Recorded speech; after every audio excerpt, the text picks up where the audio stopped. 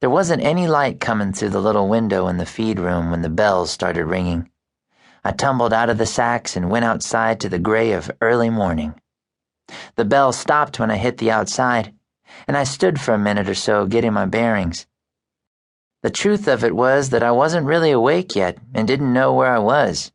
I was still thinking about the dream.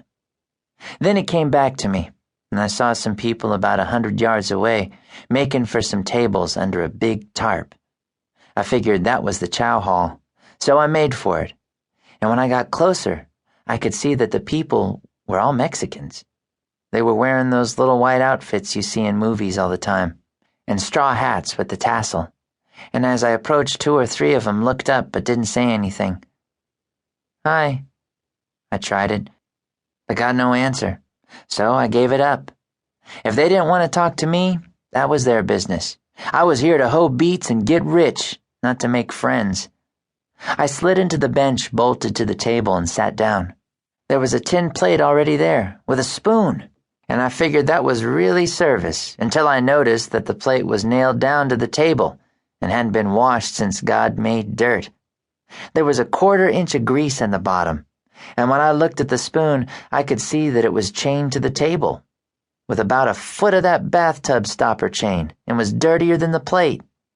Still, I've never been one to make waves, and if that was the way they ate around there, I'd just have to go with it.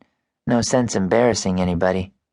I tried to get a little grease out of the plate with my shirt elbow, doing it so nobody would notice, and wiped the spoon on my pants leg. By this time the sky was starting to lighten, and I could see the people sitting around me a little better. Funny thing, they didn't make any sound. There were women and kids there, along with the men, all sitting at those nailed-down plates, and even the kids were silent. Not a whisper. It was frankly kind of spooky. And I was on the edge of getting the jim-jams when the owner, Carl, I found out his name later when I came to hate him, came out of the big house with a huge pot of beans and a sack full of bread slices. "Good morning," he boomed, and he laughed as he came under the tarp. "Good day for thinning, warm and dry, good day." I threw him a smile, but I could see that the others at the table didn't, which seemed sour since he was being so nice. "You ready for work, boy?" he asked me, all happy and loud. "Ready for 2,000 acres of beets?" I nodded, and a picture flashed through my mind, all numbers. 2,000 acres of beets he had, at $12 an acre. That was $24,000. More money than there was in the whole world. "Eat heavy," he said, putting the pot and bag on the table, "because there's no lunch." He turned away, and I filled my plate when the pot came by. They were pinto beans, just beans, with nothing else in them except for the juice, and the bread was old and dry. But it was food, and I was hungry, and I even forgot the dirty spoon and plate while I shoveled it down, sopping the bread in the bean juice to soften it. That bread was as hard as a rock. Fast as I ate, the rest ate faster. And I saw why when Carl pulled up in a big steak bed truck. The beans hadn't been on the table for 10 minutes, maybe only 5, and he was ready to take us out to the fields. "Off and on," he yelled. "Off and on, let's go, we're wasting daylight." I got up and followed the others, carrying a piece of bread with beans on it, and climbed into the truck.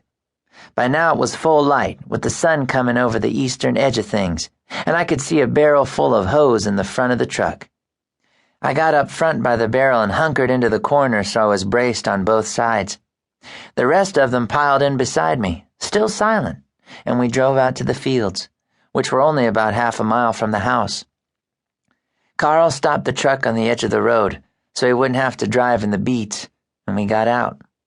I saw the rest of them grabbing hose when they got out, so I did the same, and was surprised to find that most of the hoe handle had been sawed off. They were only about 3 feet long. "Hey, you got any longer-handled hose?" I asked Carl, who'd gotten out of the truck and walked around to the back. "Mine's sawed off." "They all are," he said, smiling. "That's to keep you from leaning on 'em. Can't have you going to sleep on the hoe."